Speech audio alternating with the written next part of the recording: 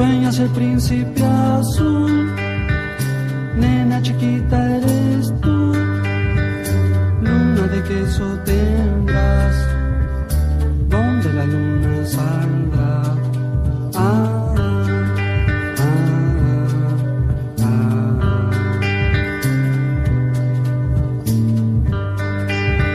Suenan las 12 y tendrás zapatitos de cristal, príncipe azul ya vendrá, ratoncito lo traerá.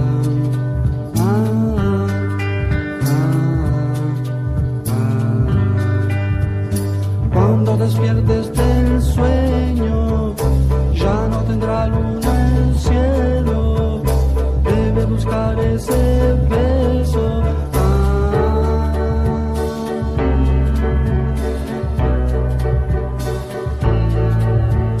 Sigue tu sueño mejor, bosque cantado tendrás, junto al conejo tambor, blancas ardillas vendrán.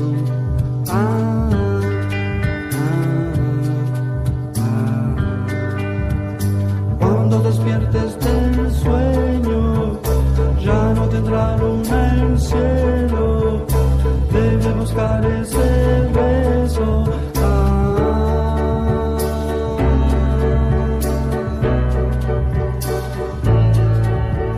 Sigue tu sueño mejor, bosque encantado tendrás, junto al conejo tambor, blancas ardillas vendrán.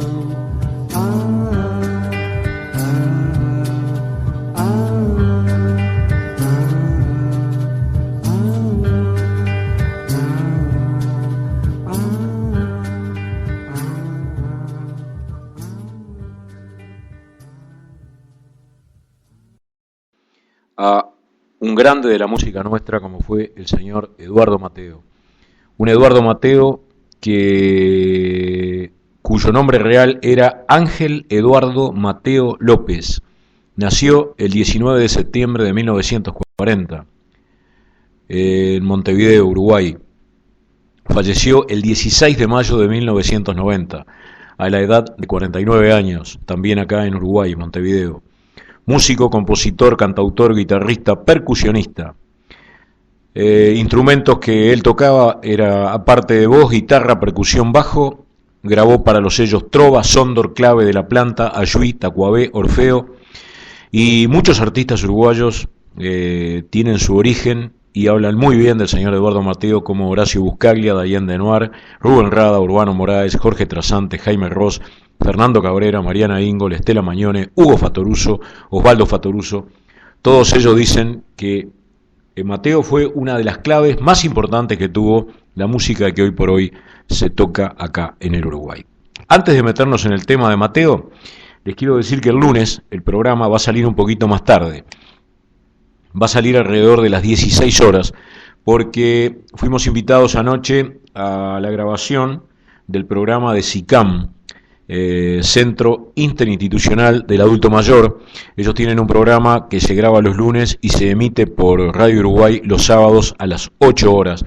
Y bueno, fuimos invitados para participar de esa grabación y con mucho gusto lo vamos a hacer porque es también la gente de SICAM y aparte, si todo esto que uno está haciendo, gran parte de eso se lo debemos a la gente de SICAM y en especial a la señora Silvia Tron, que es la que nos invita permanentemente a participar en su programa. Así que el lunes, si nos quieren escuchar en vivo, nos van a encontrar alrededor de las 16 horas.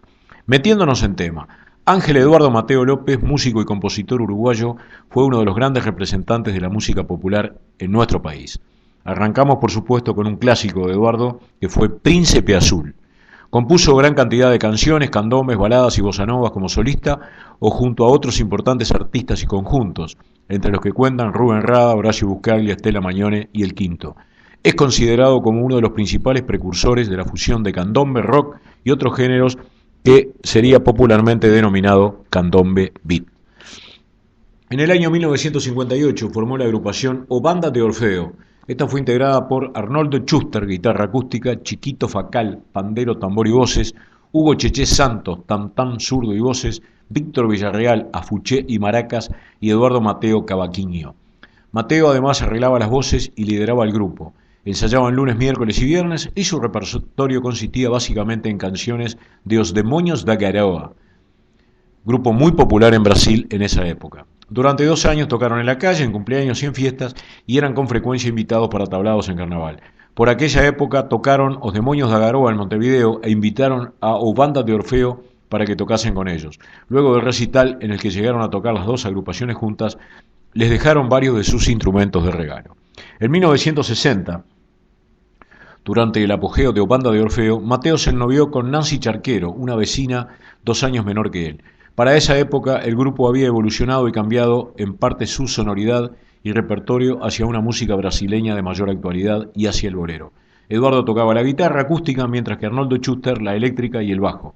Fueron invitados a realizar un recital en la radio CX14, El Espectador, grabándose parte de este en un disco de un solo ejemplar como forma de difusión. De esta manera, O Banda de Orfeo trascendió el ámbito barrial y consiguió presentarse en San José, Canelones, Florida, Rivera y Cerro Largo. Grabaron un jingle comercial y en el año 1961, luego de un recital en el Columbia Palace Hotel, el grupo empezó a ser redituable económicamente. El grupo tocaría de una manera bastante estable durante un tiempo y no se conoce con exactitud el año de disolución. Si bien hay acuerdo en que fue entre 1962 y 1964, Arnoldo partió a Argentina y tocó un tiempo con el Club del Clan. Mateo, por su parte, ya estaba componiendo y se encontraba interesado en otros estilos, como la bossa nova, que trascendían la intención y posibilidades de O Banda de Orfeo. Durante 1960, Eduardo Mateo había comenzado a perfeccionarse como guitarrista en visitas asiduas a su amigo Germán Reina, músico experimentado que, por otra parte, había vivido de cerca el proceso musical brasileño durante su estadía en Sao Paulo. Mateo se había convertido en un seguidor de la bossa nova y muy especialmente de João Gilberto. El problema al que se había enfrentado como músico fue que dicho género se basaba en la guitarra, instrumento que hasta entonces tocaba muy rudimentariamente, y los instrumentos que él manejaba mejor, como el cavaquinho y el pandero, prácticamente no se usaban más. Al momento de disolverse, practicaba guitarra con regularidad. Al momento de disolverse, O Banda de Orfeo. En el año 64 surgió una propuesta inesperada. Mateo fue invitado a desempeñarse como guitarrista de un show bailable a desarrollarse en el sur de Brasil. Gonzalo Cortés, radicado en Curitiba, había reunido un grupo de músicos de Porto Alegre y Montevideo. Entrevistados 20 años más tarde por Carlos da Silveira, Mateo relataba así dicha aventura. Estuvimos 5 meses de gira y recorrimos 150 ciudades entre Porto Alegre y San Pablo. Íbamos en un ómnibus y estábamos un día en cada ciudad. Ahí aprendí un poco más. Además, el brasilero es un tipo increíble y te enseña. Se siente muy orgulloso del que te guste tu música y cómo tocan la guitarra. Esto fue sacado de Alencar Pinto Guilherme, Bossa Nova. El resultado de este proceso no solo fue bueno para Mateo, en términos musicales, sino económicos. Envió dinero a Nancy y volvió con su primera guitarra eléctrica, pero en el aspecto musical el periodo de aprendizaje vivido en Brasil fue fundamental. Guilherme de Alencar Pinto, músico y musicólogo brasileño, afirma que a su regreso Eduardo Mateo era algo más que un excelente imitador de la batida de João Gilberto, y más aún, opina lo siguiente: Eduardo Mateo, y más aún, opina lo siguiente. Infancia. Eduardo Mateo nació en el Hospital Pereira Rosell de Montevideo el 19 de septiembre de 1940, como habíamos comentado, y fue el primero de 3 hijos del matrimonio de Ángel Manuel Mateo Alonso y Silvia López. Su segundo nombre, por el que sería conocido toda su vida, fue el homenaje de Silvia al músico Eduardo Fabini, a quien admiraba y del cual en una época había sido empleada. El gusto por la música definía a la familia. Su padre era carnavalero y su madre una apasionada del canto. Por otra parte, su tío, Tito Jorge Jiménez, esposo de una hermana de Silvia, tenía un grupo de música brasileña y tocaba pandero, además de ser un gran percusionista de candombe. La presencia de Tito en la casa de los Mateo López era constante. De ese modo, Eduardo creció en un ambiente musical dominado por el candombe y el samba, y aprendió algunas técnicas de percusión con su tío. Eduardo concurrió a la escuela número 98, Juan Zorrilla de San Martín. En una entrevista admitió que jugaba a las figuritas. Me distraía. Me distraía, copiaba, no hacía los deberes, era horrible en conductas. Prefería, en cambio, salir a tocar candombe en la calle junto con su padre y su hermano Carlos. Al respecto, Carlos recuerda: el viejo tenía la noción de los 3 tamboriles. A Mateo, cuando era muy chico, le regalaron un tamboril. Cuando el viejo iba al tablado o iban a los desfiles de carnaval, él llevaba el tamborcito de él y tocaba. Después el viejo ya compró los 3 tamboriles grandes, y ahí tendríamos unos 8 o 10 años. Y en todas las fiestas salíamos a tocar, ¿no? El que no sabía tocar más era mi hermano, y se revolvía ahí con los amigos y con el viejo. Y yo siempre acompañaba. Como yo era petizo, agarraba el tamboril chico, y el viejo tocaba el grande. Y él el repique, que era el que dominaba. Esto es de Alencar Pinto Guilherme, un hijo como don Eduardo, Razones Locas, el paso de Eduardo Mateo por la música popular uruguaya. Y ahora vamos a escuchar otro tema de Mateo, Amigo lindo del alma.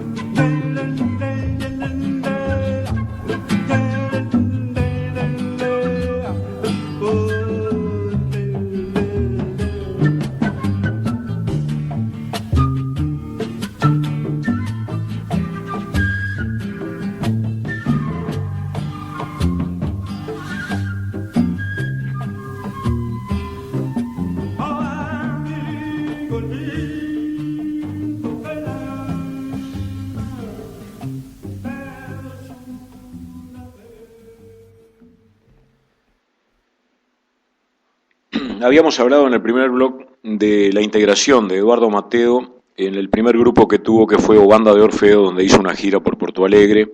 Estábamos hablando ahora de su familia, de su hermano, de que empezó desde chico, empezó a tocar el tambor. Ahora vamos a hablar de cuando él vuelve de Brasil, de haber hecho la gira.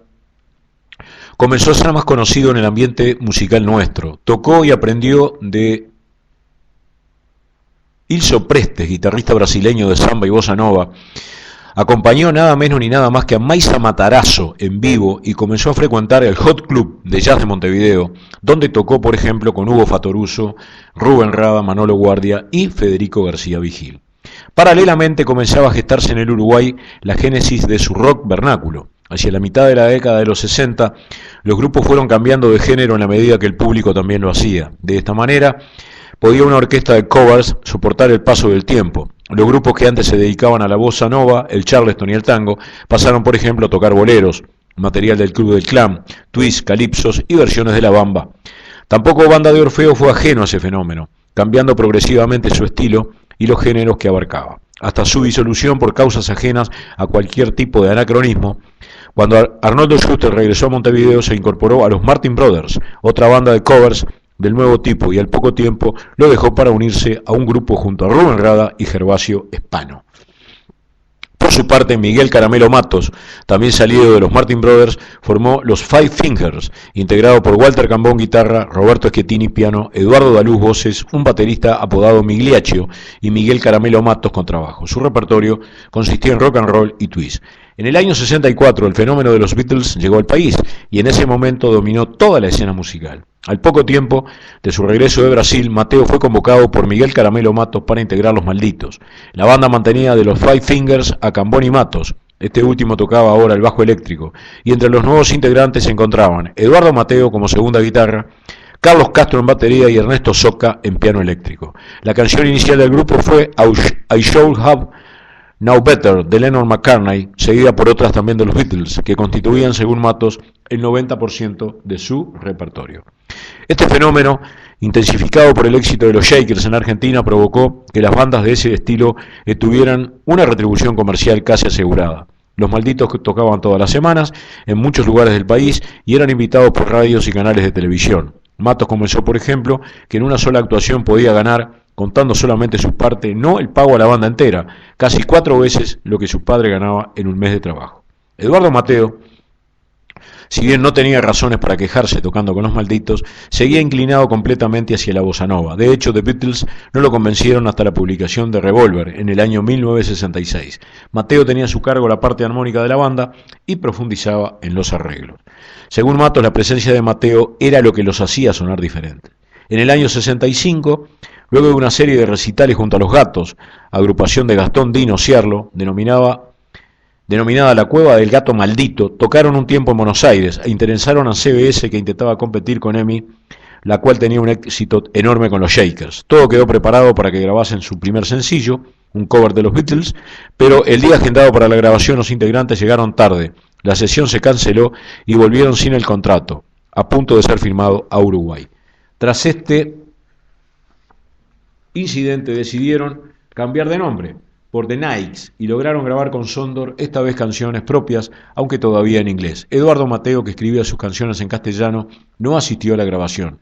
El disco fue comercialmente un fracaso y el grupo, luego de algunos años excelentes como banda de covers, sufrió un fuerte golpe.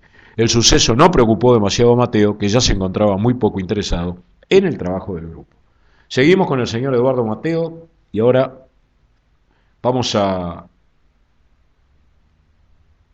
escuchar 2 nombres de bienes por él mismo.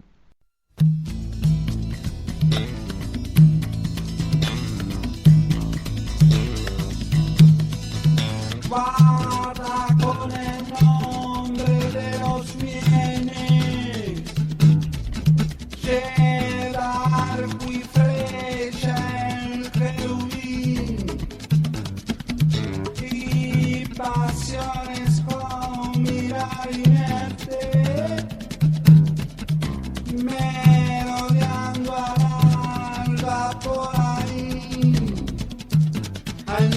azul y un bien que viene, casi que un blues, muy suave y tenue.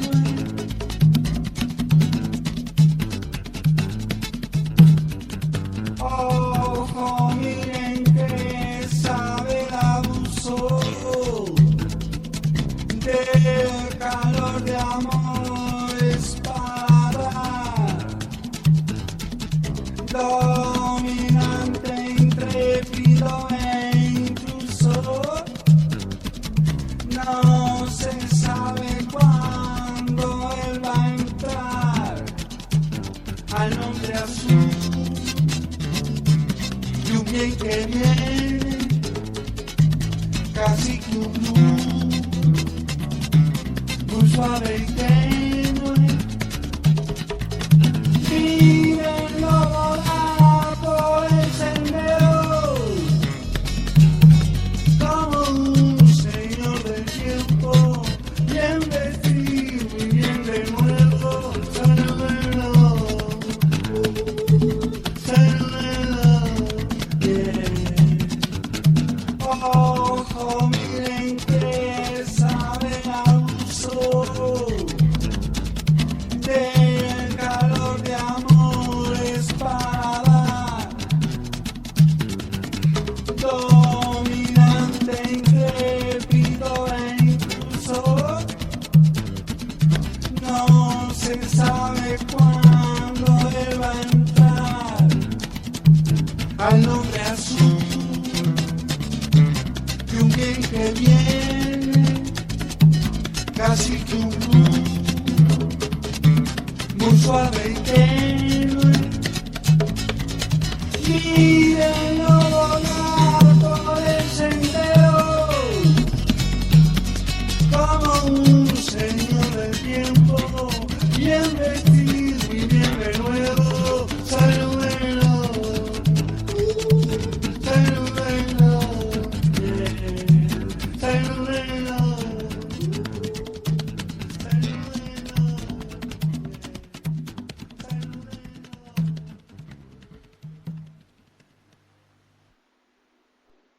Seguimos con la vida de Eduardo Mateo y ya entramos en la época de los conciertos beat. El término beat, surgido básicamente de los nacientes fenómenos literarios y musicales anglófonos de la década del 60, denominado generación beat y música beat, respectivamente, y que se expandió a sí mismo a otras ramas del arte. Se introdujo en Uruguay particularmente con los Beatles, durante la segunda mitad de la década, y su mención fue extendida sobre todo en el ámbito musical. El rock de entonces era llamado música beat por la prensa especializada. Entre los jóvenes el término supuso también una cuestión identitaria y generacional. La música de los Beatles, o genéricamente beat, era el género más consumido en Montevideo, según demostraba una investigación llevada a cabo por el diario Época. A pesar de ello, casi ningún intelectual veía en el fenómeno algo importante o positivo, sino más bien una cuestión pasajera. Esta opinión era común en líneas generales, tanto en la izquierda política como en la derecha, aunque evidentemente por motivos diferentes. Mientras la primera expresaba opiniones que definían al fenómeno como agente del imperialismo, llevado a cabo por niños burgueses o alienados que buscaban pasar el tiempo realizando actividades inútiles, la segunda veía por su parte a jóvenes libertinos y hasta rebeldes, inadaptados y peludos, alejados de los valores tradicionales. Las expresiones del género fueron con frecuencia tomadas en broma por la prensa y mencionadas con superficialidad sarcástica, en contraste con la seriedad con que eran tomados el tango, el folclore y la denominada música clásica, hasta por lo menos la aparición de Revolver, que significó un golpe repentino para muchos de los detractores del fenómeno. No sin ciertas dificultades, la publicación de este disco le permitió al beat ganar cierto espacio cultural. En esta época, en el Uruguay surgen los conciertos beat, llevado a que algunos críticos tomasen por primera vez contacto con algunas bandas cuya trayectoria era ya considerable.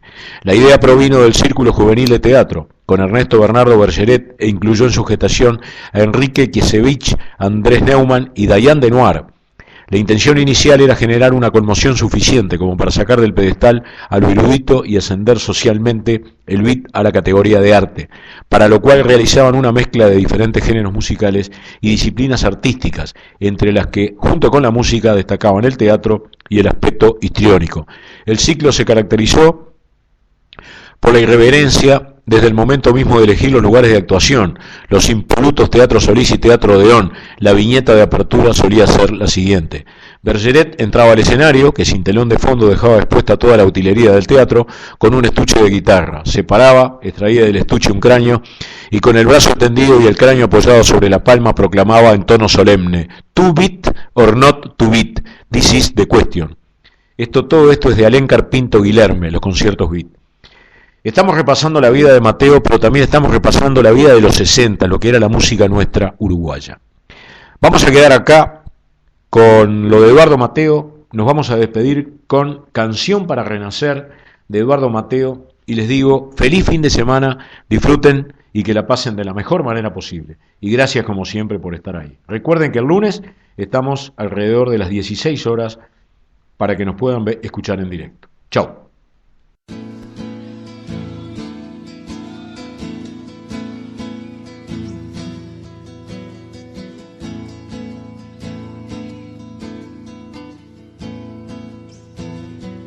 Canción para renacer.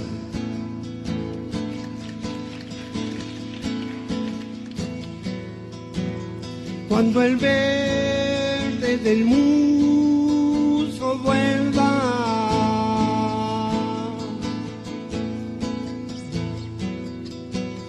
a cubrir la pared en sombras,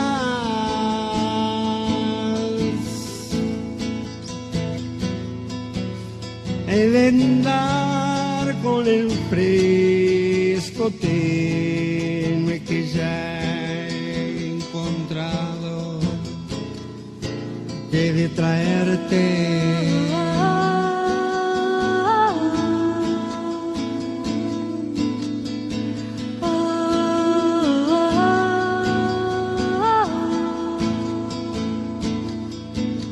cuando pisen mis pies descalzos,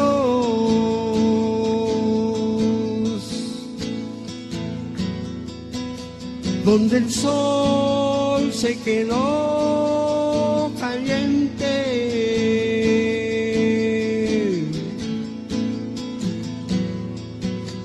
he de andar con el paso nuevo que se hace rumbo, buscando el verso.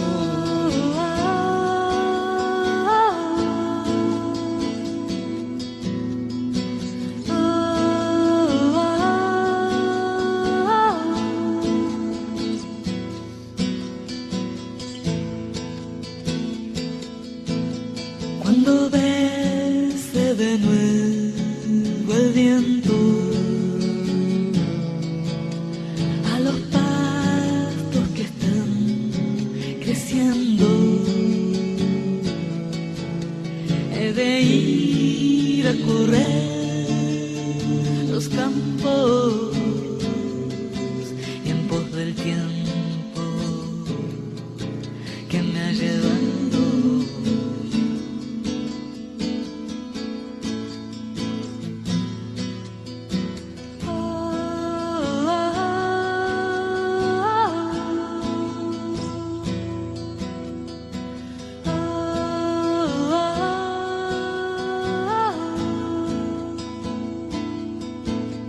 Cuando vuelva la sangre aquello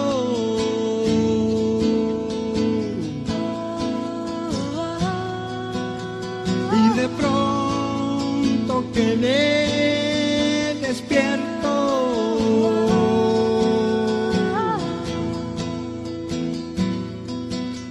ha de ser como flor del mundo que trae vidas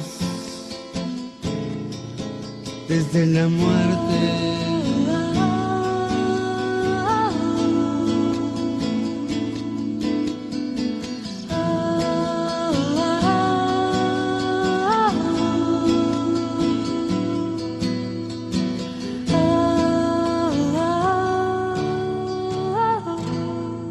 Gracias.